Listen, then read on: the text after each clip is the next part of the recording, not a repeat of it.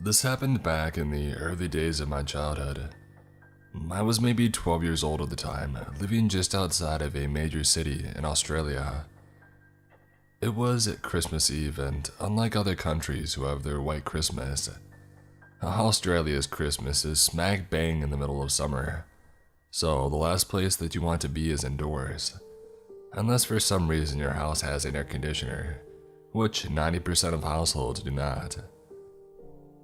Since it was at Christmas time, school kids were on school holidays, so I invited a friend over and convinced my dad to drive us to a swimming pool complex.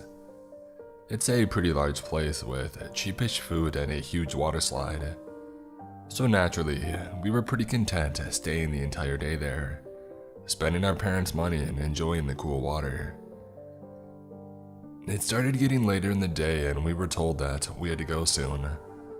We begged and pleaded to stay a little while longer, which led to a compromise that we would have to walk home if we didn't want to leave now, which we had actually done a couple of times before, since the pool complex wasn't too far from my house.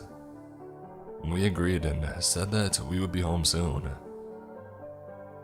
It didn't actually take us too long before we wanted to leave, since the sun was setting and the pool was getting a bit too cold for comfort. We placed towels around our dripping bodies, waved goodbye to the staff at the entrance to the pool, and began the trek home. It usually didn't take us all too long to get home, but today my friend had the brilliant idea to take a shortcut, which in turn actually ended up taking us twice the amount of time to get anywhere near my house. He then joked saying, "At least we know for next time." I called him an idiot and said that we better be home by dark. So, we were now getting really close to my house and it was in fact dark out by this time. My phone was dead, so I was trying to speed walk as fast as I could, as I knew my parents would be wondering where we were. This shortcut that we were on took us through some very dark and isolated streets. The suburban roads were narrow with streetlights stretched apart, leaving long dim spaces of darkness. This was when we heard a car pull into our street. It was about 100 meters behind us. As it got closer to one of these streetlights, we could see that it was a rusty blue van. And wait for it, covered in Christmas decorations. We immediately laughed and exchanged peculiar glances. Our faces turned to a more perturbed nature when the van started slowing down as it approached us. We heard a husky voice call out to us. I didn't quite hear what it said, but he was clearly trying to get our attention, and he definitely had it. We finally got a look at this guy, and wow, the smell was the first thing to hit our senses. Try to imagine rotten bananas mixed with a heavy scent of alcohol. I don't know why I said bananas, but that's honestly what it smelled like. He was wearing a Santa hat and asked us if we had been good this year. And then he reached into the back of his van and pulled out a red box that had been wrapped like a Christmas present. He then gestured for us to come closer. We said that we really needed to be going as our parents would be wondering where we were. He then pulled the greasiest smile I've ever seen and offered to give us a lift back to our house and not to his torture chamber. This guy must have been pretty intoxicated to think that this was going to work on us. We said no thank you, as our house was only a few blocks over, and we sped up our pace. We thought this would make the guy go away, but he slowly cruised on the right side of us, trying to persuade us to get into his van, saying that he had loads of presents in the back that he doesn't know what to do with. My friend started getting a little impatient and told the guy that we didn't want his greasy presents. This seemed to make him upset, and he told us that we would be on Santa's naughty list. He then drove 10 meters in front of us, swung his passenger door open, and said, "Look, the present is on the seat. If you take it, I won't mind." We were now staying as far away from this guy's van as possible, staying off the path and onto people's lawns as we were walking. When we had reached the point where we had been walking past the van, I kid you not, we heard someone sneeze from the back of the van. My eyes locked onto his and I pulled up my phone and said that I was calling the police. He spat on the ground in front of us and sped off down the road. We then bolted down a side route I knew took me directly to my house. Our adrenaline kept us fueled enough to run all the way home. When we got to my driveway, we agreed not to tell my parents as they wouldn't let us go out again at night if they knew what had happened. I kind of wanted to tell them, but my friend insisted that we should just keep quiet and never take that shortcut again. We never saw the man again, and I hope no one fell for those presents he was offering.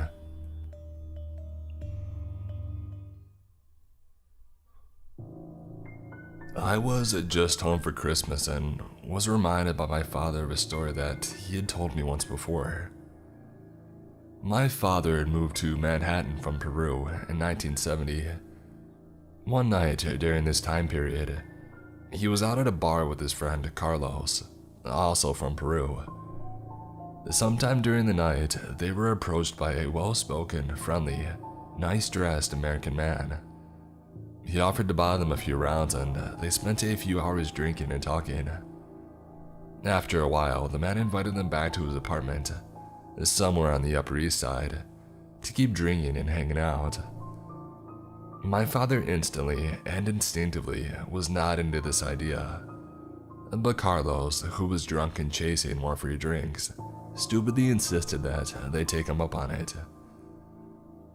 They arrived at the apartment, and after an hour or so, Carlos had passed out, sitting up in the man's reclining chair.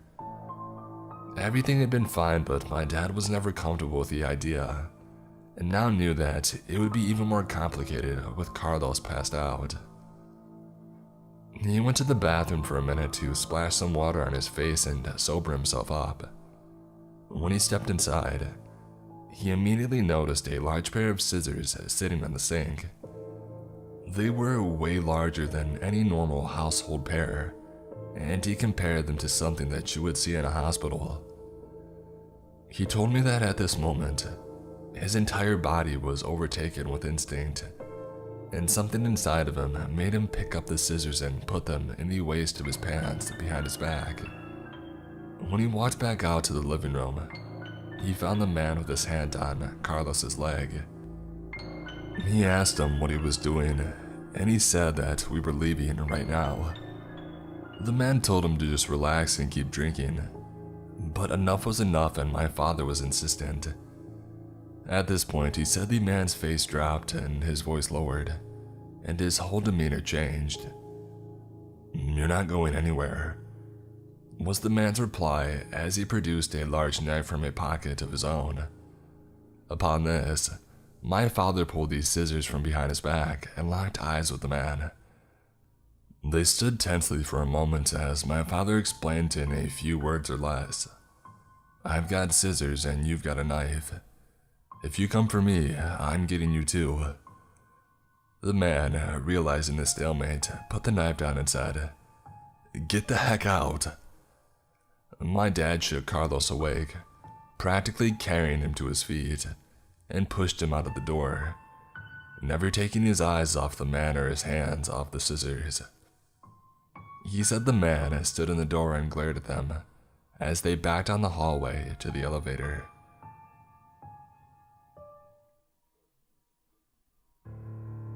I work at a beauty store, and today, an older man with a white beard came in. I greeted him and asked him if there was anything that I could help him with. He stuck his hand out and said, "Hi, I'm Santa Claus." I go to shake his hand and I laugh uncomfortably. As I try to pull my hand away, he stops shaking my hand and just holds it, and proceeds to tell me about how he's popular in the next town over as a Santa Claus, and how their local beauty store knows him very well. He held my hand for a solid 2 minutes as he told me about his stories of being Saint Nick.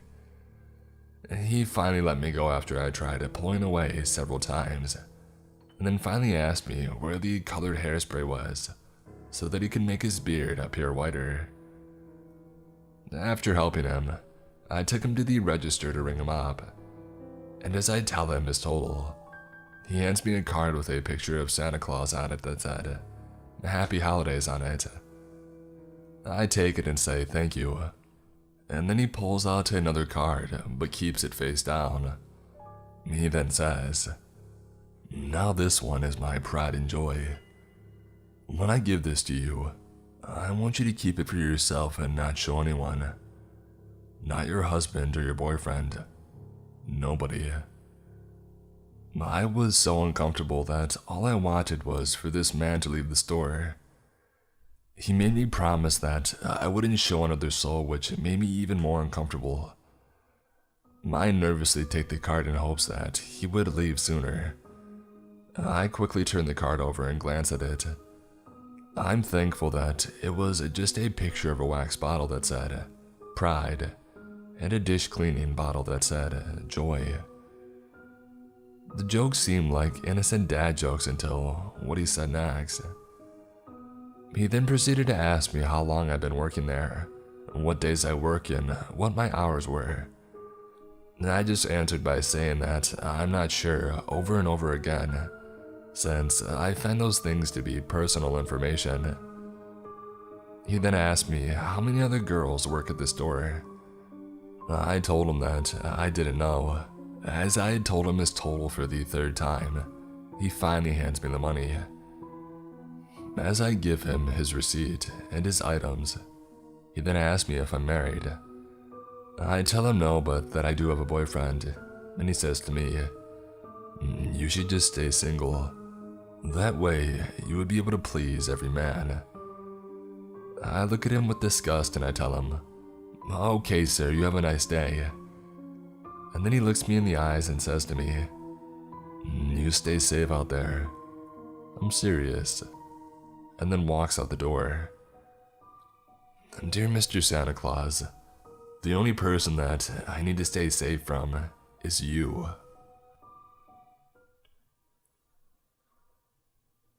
This happened to my very close family friends on Christmas Day a few years ago. I used to babysit for this family starting at around age 12, and I later housed and dog sat for them months at a time all throughout my 20s. This story is particularly creepy for me because I have spent a ton of time alone at their house. So, this family is going on a stereotypical Christmas Day evening in the family home. It's winter and so it's dark very early.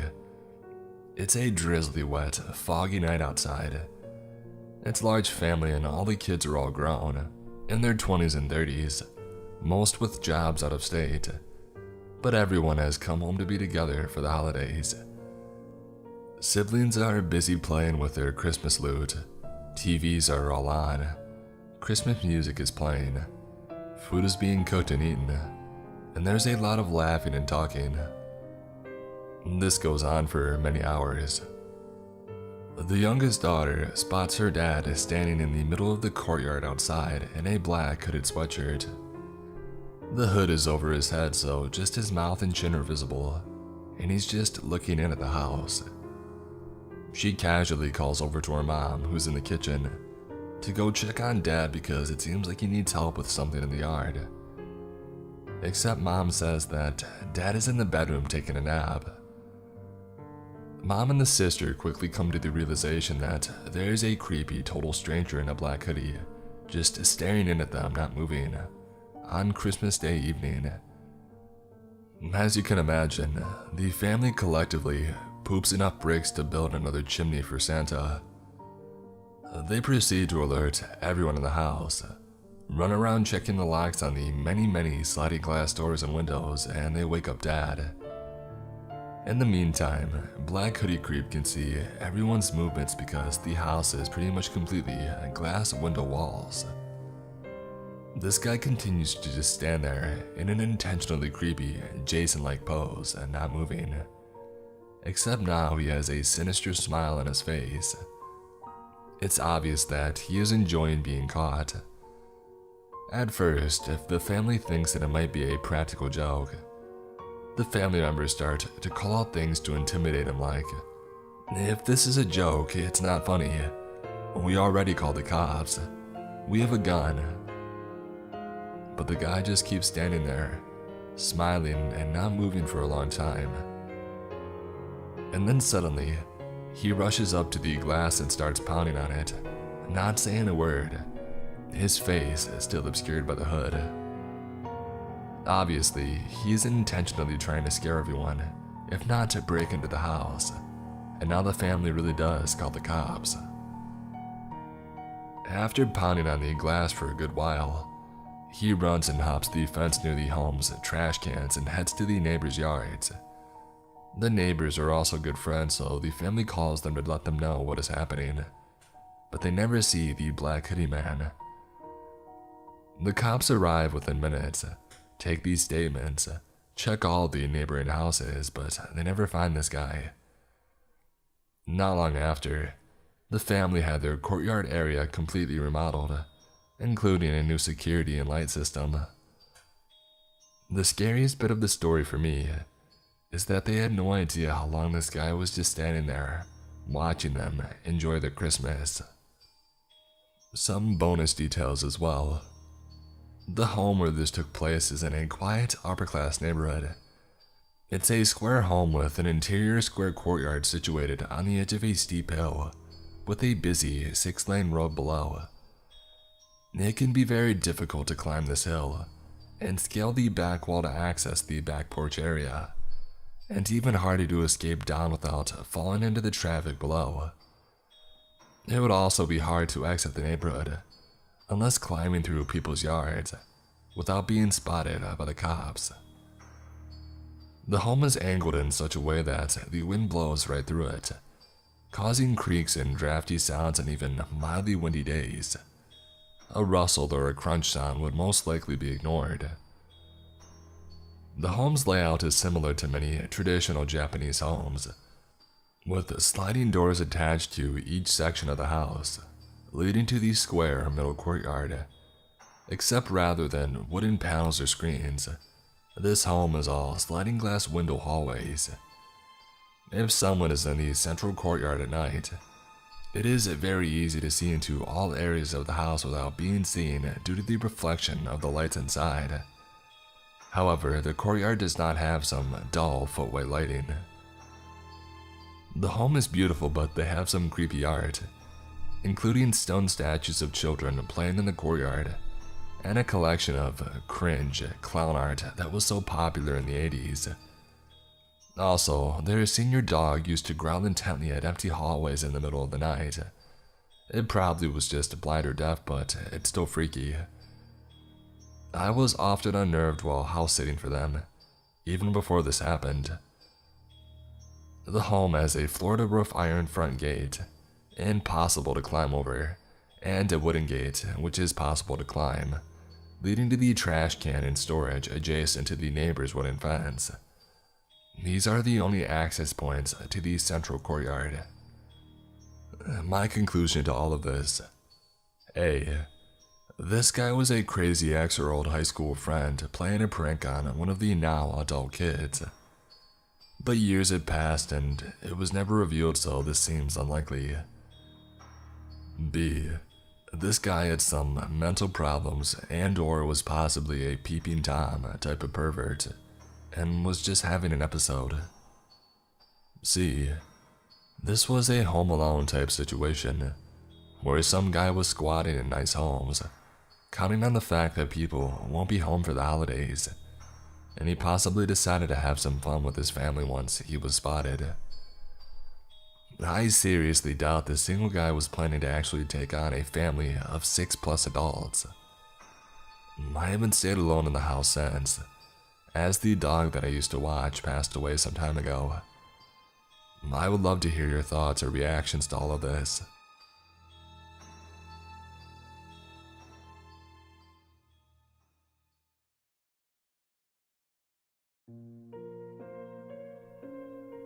When I was 17 or 18, I was driving home from my friend's house after a movie marathon. It was around 1 a.m. when I left and I had a decent drive to go. Not quite halfway, my gas light came on. I had had a few creepy catcall experiences at gas stations and was a little paranoid stopping at Layton, the middle of nowhere, as a 110-pound teenage girl. In the end, I think if I wasn't so cautious, I would have been kidnapped, or worse. The first gas station I came across was well lit and in a pretty open space. I drove up to the pump and looked around my car mirrors before getting out. As I was starting to pump gas, this normal-looking guy comes out of the gas station shop and starts smoking a cigarette.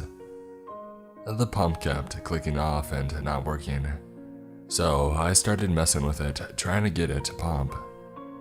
This guy starts watching me, laughing. I assumed that he was laughing to himself, watching a teenage girl trying to pump gas. After maybe a quarter of a gallon, I gave up and I moved to a new pump. After this point, if I didn't do absolutely everything I did, I would have been screwed. When I got back into my car, I locked my doors just to drive to the other pump. I checked all of my mirrors before getting out or shutting off my car again. It was an old 90s Beetle that didn't always start right away. That's when I saw the guy walking up to my car. He was smiling, walking up to the driver's side window. Not wanting him next to me, I rolled down the passenger window. He paused for a moment, and then smiled to himself and walked to the passenger window. He stuck his head all the way inside my window to talk to me. "Hey, I know this seems really weird, but I promise I'm not a creep or anything. My car broke down." He points to a red SUV, "and I need a ride home. It's just a half-mile up the road." "Sorry, but I don't know you." "Oh no, I totally get it. I thought it was pretty weird as I was walking up here, but it's only half a mile up the road. I'm totally stranded. I wish I could help you, but I really don't know you." "Yeah, I got you. If you had a truck or something, I would offer to ride in the back." "Sorry, no." All of a sudden, he looked pissed. He yanked at my door, but I had locked it before. And then he reached for my inside door handle through my window. My car was still running and I slammed it into first and peeled out as he opened the door. The car taking off slammed it shut and I sped off. I called the police after I had got away. They looked at the gas station cameras and right after I left, he got into his red SUV and drove off. If I had unlocked my doors the second time, I would have been screwed. If I let him come to the driver's side window, he could have grabbed me. If I had shut my car off, I wouldn't have been able to drive off in time. If I didn't double-check my mirrors, I would have been outside my car when he came up to me. I remembered something that had happened to my best friend and I a few years ago and figured that I might share it here. While my best friend at the time and I were seniors in high school, around 2016, we went on a weekend trip to visit my grandmother a couple hours away from my town in Georgia.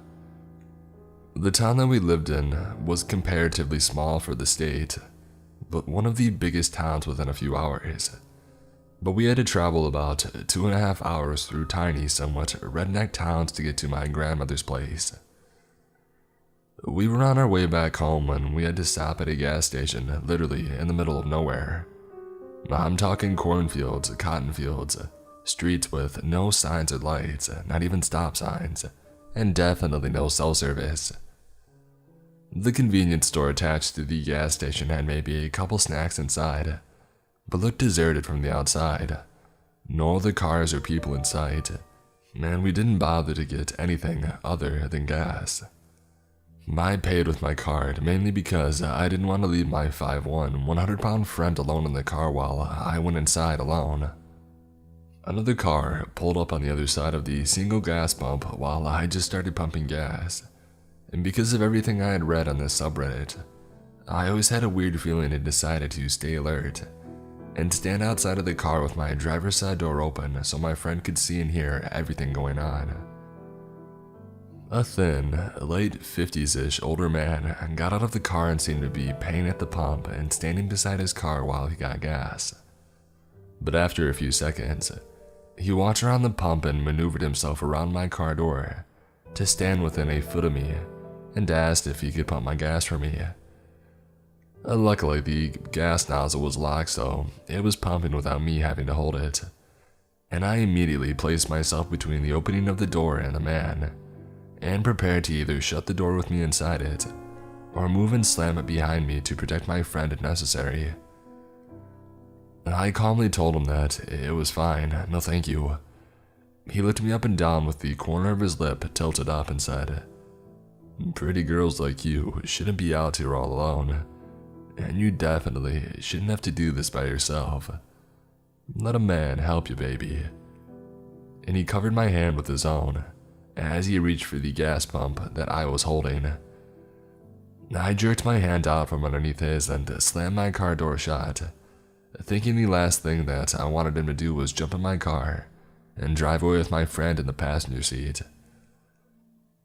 Orange flags started tinting red, and my usual overly polite demeanor turned serious as I remembered something that I had read here that said it was better to be safe and to seem mean rather than be polite and uncomfortable.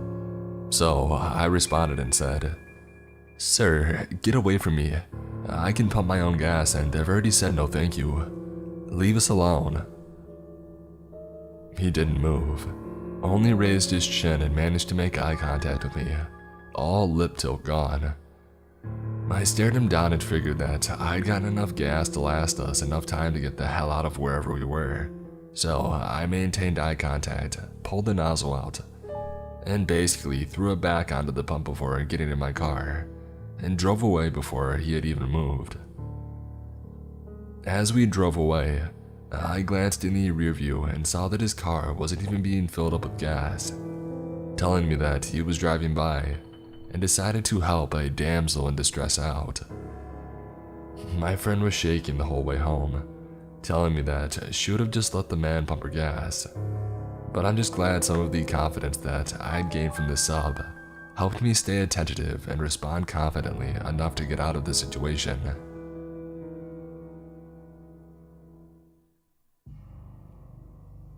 On Memorial Day of this year, I started working at one of the 2 gas stations in my small New Hampshire town, which is about 20 miles outside of our state capital. My town is basically the last line of civilization for about an hour if you're traveling on the highway, so we get a lot of traffic. We also have a lot of regulars. We have people we know by name and people who we may not know their names of, but we recognize them and the transaction will go a lot quicker if I just ask, "Do you want your cigarettes today?" Or "Which scratch ticket are you thinking about getting?" Most of these regulars are very kind to us. One even threatened to beat a guy up who came in and tried to grab my coworker's hair when his card was declined. The person involved in the story was supposed to be one of those nice people. He was a guy whose name I never knew. He mostly came in during 3rd shift and I usually saw him when I was about to leave. I work 2nd shift. For the sake of the story, we'll call him Matty. He was always very pleasant and would always strike up a conversation with whoever was checking him out. The one that I remember most vividly was us talking about all the reboots and sequels Hollywood keeps churning out. I want to work my way into the film industry someday and become either a writer or a director, and we were talking about how I could start putting an end to the sequel fatigue. Yesterday night, I was cashing out my drawer after 3rd shift had checked in and was on his drawer. We had both been off for 3 days and we were trying to catch each other up on what had happened over that time. It was all gas station related things like how someone had reported that the bathrooms were gross, instead of asking someone to clean them, and how one of the pumps had a card reader issue.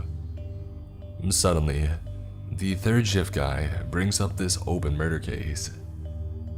A woman from the town about 30 minutes up the highway had gone missing a while back, and then had been found dead in a washing machine that had been crudely dumped into a pond. He then brings up the fact that Maddie was a prime suspect in the case. Maddie was a bit of a druggie, to put it lightly, and had some shady connections. Evidently, there is a rumor that he was into some messed up stuff on the dark web, and had some very brutal connections through there.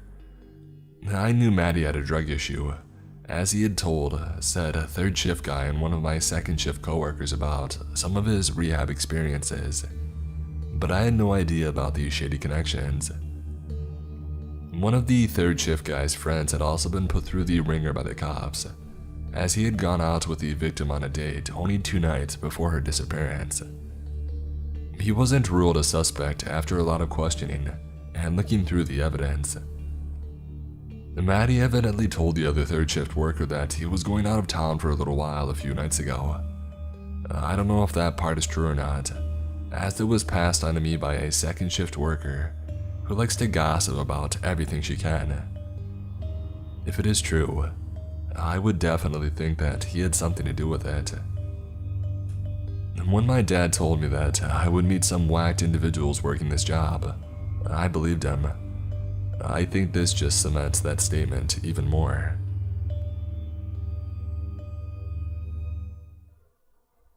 This happened a year or so ago, so forgive a lack of specific detail. One day after work around 4 or 5 p.m., me and a girl that I worked with decided to go see a movie. It was a rough shift and her and I felt like a movie would be nice. She asked if we could stop by her house so she could change clothes from our work uniform, and I said that was fine, since it was maybe 5 minutes away tops. We stayed at her house for a bit. We ate a quick snack and then we got in my car. She asked if we could stop by the gas station by her house so she could grab a Red Bull. And once again, I was fine with that because it was right by her house. I drove to the gas station and the only parking was on the east side of an abandoned car wash next to the gas station. To form a better image, the gas station and car wash were right next to each other, both entrances facing the same way. It was entirely dark outside.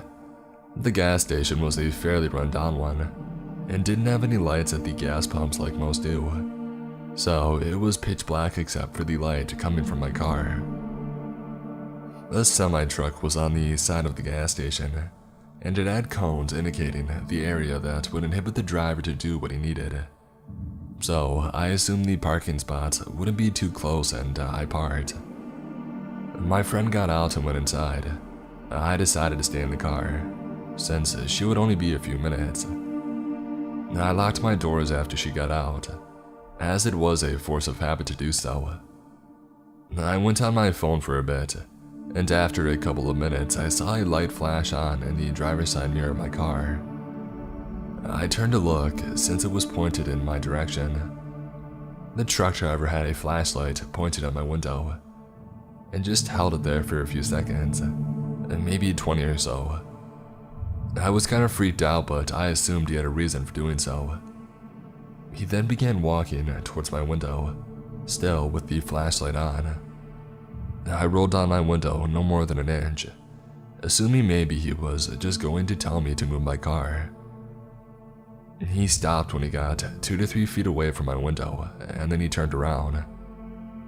At this point, I was pretty scared, just because there was no reason for what he did.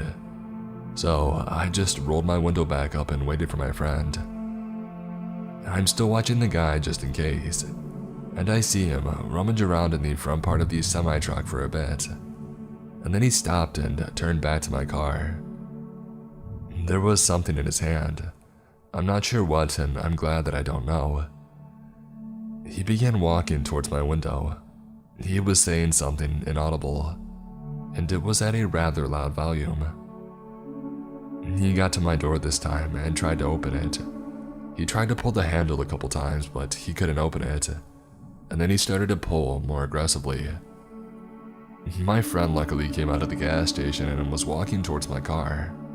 He looked scared.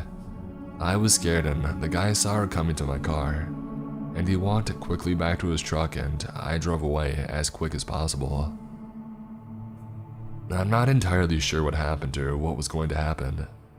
The only theory my friend had was that maybe when he saw that I was a girl, the first time that he had the flashlight, he assumed that I would be a good target to kidnap or put into something worse. That's just a theory though. I'm glad I won't ever have to find out what he was doing.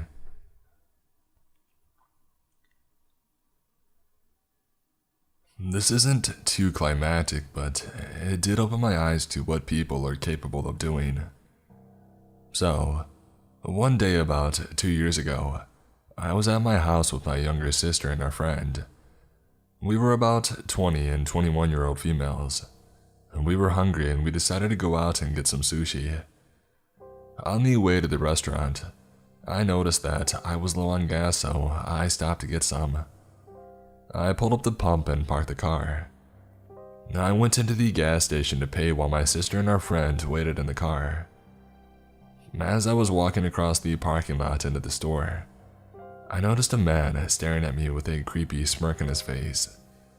We made eye contact and he yelled across the parking lot, "Hey beautiful, why aren't you smiling?" I didn't respond or even acknowledge him. However, a young woman who witnessed this said to him, "Do not tell her to smile. She doesn't have to do anything to you." To this day, I think about that woman. I thanked her and continued to walk into the store. As I stood patiently in line, the same man walked in. He came right over to me in line and started to touch me. He was rubbing my arms and lower back and I pulled away.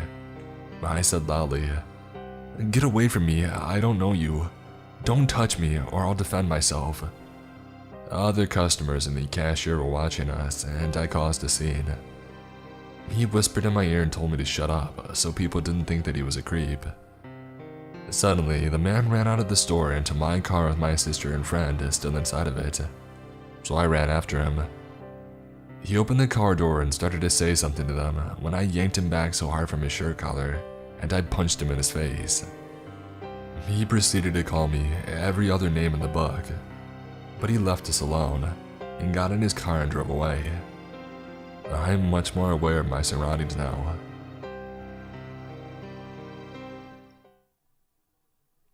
So, this was 2 years ago on Halloween. I had just discovered this sub about an hour ago and decided to post my own encounter. My best friend and I were leaving a club in Dallas and we stopped at a gas station to pick up some snacks and refreshments. This guy comes up to me and tells me that I look pretty. At this point, I'm drunk and I'm not worried about a dang thing, so I thank him, smile and continue looking for munchies. He starts to follow me through the gas station, but I kind of shrug it off. Me and my friend Pan are walking out when he comes up behind us and asks where we're going. At this point, I'm thinking, screw off, dude. We say curtly that we're going home and he seemed to take the hint, and he screwed off. We started to walk down the street. My friend was planning on driving us home in my car since I was unfit to drive. My friend wasn't 21 yet, so he hadn't been drinking. We were about 3 blocks from my car when we noticed a car driving really slowly behind us. We glanced back a few times and realized that it's the guy from the gas station following us. We decide that it's not a good idea to lead him back to my car, so we turn around and walk a different way back towards the street where the clubs are. He makes an illegal U-turn and follows us. He then rolls down his window and shouts to us asking if we need a ride. And politely I say, "No thank you, we're good. We just made a wrong turn." But he continues to follow us. We speed up our pace a bit and he speeds up too. He calls out to us again through the passenger window asking again if we want a ride. I tell him to please stop following us or I'm gonna call the police. He then calls me every name in the book and then he speeds off. Luckily after that, he left us alone.